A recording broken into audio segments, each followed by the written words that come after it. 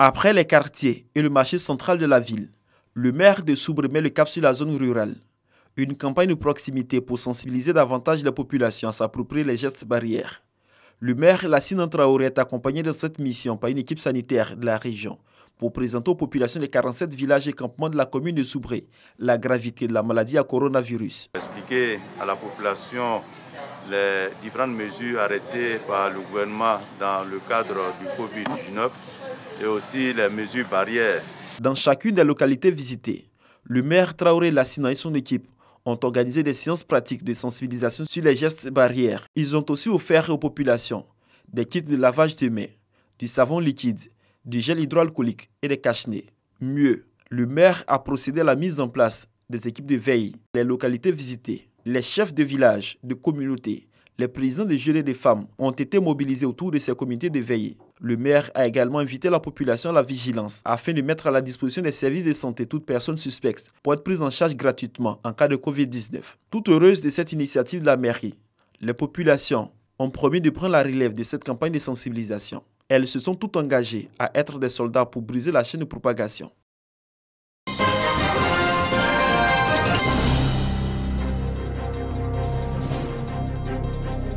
La ville de Soubré ne veut pas rester en marge de la sensibilisation contre le Covid-19.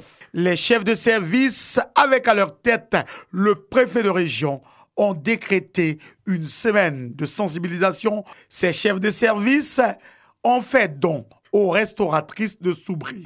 Elles ont vraiment lancé un cri de cœur au niveau de monsieur le préfet et ce cri de cœur a été entendu par l'amicale des directeurs chefs des services de Soubré qui est venu ce matin leur apporter des vivres composés de riz, d'huile, de tomates, de pâtes alimentaires, de sel pour qu'elles puissent se prendre en charge un temps soit peu. C'est le préfet de région qui a reçu ces dons.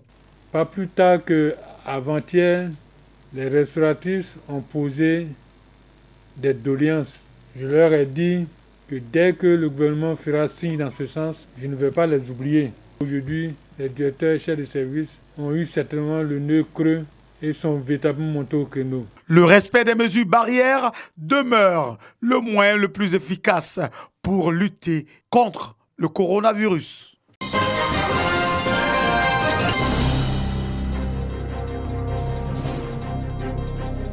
En cette période de petite traite cacaoyère, la production se fait de plus en plus rare. Pour cette journée, à la place des camions et autres véhicules de transport de produits agricoles, des kits sanitaires et des vivres, en plus du renforcement de la campagne de sensibilisation, la société coopérative SKE de Miyagi veut soutenir ses membres afin de faire face aux effets du Covid-19. Il s'agit pour les responsables de cette coopérative d'accompagner le gouvernement dans sa volonté de casser la chaîne de contamination. Ces dons ont été réceptionnés par le sous-préfet de Miyagi, Kone Aboubakari. Heureux de ce geste de grande portée sociale, il a félicité les responsables de la coopérative avant de les inviter à continuer et à multiplier les actions de sensibilisation sur le terrain, de sorte à faire entendre raison à toute la communauté rurale. Après cette étape, les responsables de la coopérative SKE de Miyagi ont mis le cap sur les zones de production. Dans les villages et dans les campements, ils ont remis aux producteurs des kits de prévention au Covid-19, des dons qui soulagent des populations déjà impactées par la pandémie. Un grand merci parce que cette coopérative n'a cessé vraiment d'être à nos côtés. Elle a commencé par la construction d'un centre de santé aujourd'hui qui vraiment fait notre satisfaction. Cette remise de kits sanitaires est couplée d'une campagne de sensibilisation de proximité. Suleiman Koulibaly, président du conseil d'administration de la coopérative SKE, et ses membres ont rappelé le respect des mesures barrières aux populations. Quand ça vient, ça prend tout le monde. Vous devez respecter les mesures qui ont été annoncées par l'État de Côte. Ce n'est pas Côte d'Ivoire seulement qui a annoncé les mesures, c'est le monde. C'est-à-dire que ce que vous vendez là, où ça quitte là, si eux ils ont pris les dispositions, c'est que cette maladie là fait peur. Votre marchandise, vous pouvez permettre ceux qui viennent acheter, leur donner des principes. Quand il y a quelqu'un, toi tu attends à 1 mètre, l'autre sort, l'autre rentre. Est-ce que vous voyez? Parce que si vous êtes touché, ce que vous vendez là, ça n'a plus de sens. Pour mieux expliquer aux populations les mesures barrières, des séances pratiques de lavage des mains ont été exécutées afin de permettre aux populations de les adopter. À ce jour, le département de Miyagi, situé dans la région de la Nawa, ne compte aucun cas de Covid-19.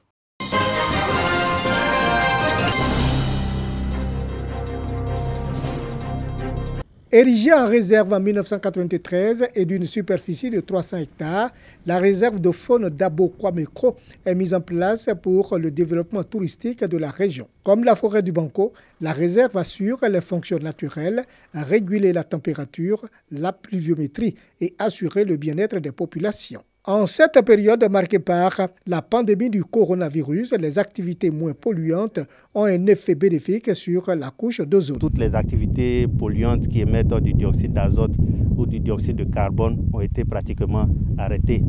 Il y a moins de production de gaz à effet néfaste sur l'environnement et principalement sur la couche d'ozone.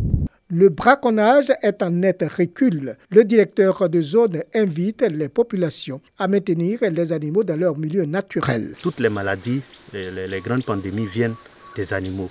Donc la leçon qu'on doit tirer de cette histoire de corona, c'est de dire les animaux sauvages qui sont dans leur milieu, l'on doit éviter d'aller les manipuler et les manger. Sinon, il y aura encore d'autres maladies qui vont venir décimer les populations mondiales. L'économie touristique est enveilleuse du fait des riverains qui contextent l'existence de l'air protégé. En 2002, il y a eu un mécontentement des populations riveraines qui ont cassé la clôture et qui ont braconné la majorité des grands animaux.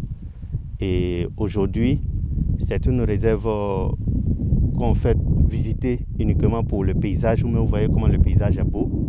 Et il y a très peu d'animaux parce qu'ils sont vraiment braconnés. La réserve détient toujours son potentiel touristique. Il suffit de reprendre la clôture et de remettre les animaux et il n'y a plus rien d'autre que de faire venir les touristes.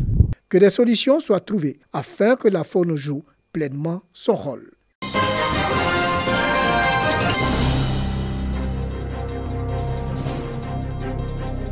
C'est aux environs de 18h30 qu'un incendie s'est déclenché au grand marché de Danandé ce 30 avril 2020. D'origine encore inconnue, le feu a ravagé plus de 60 magasins. Tout s'est brûlé. Tout. Même 2 magasins là, tout s'est brûlé. Beaucoup de marchandises qui est perdu dans ce là.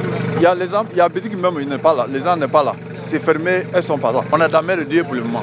Sinon on ne sait pas ce qu'il faut faire.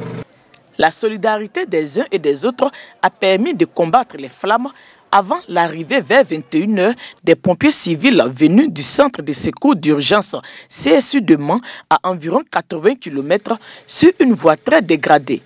Les forces de l'ordre, gendarmerie, police, FACI, eaux et forêts ont sécurisé le secteur et permis aux pompiers de bien travailler. Le feu est circonscrit et maîtrisé vers 22h. Puis commence le déblayage qui a duré jusqu'au petit matin vers 4h.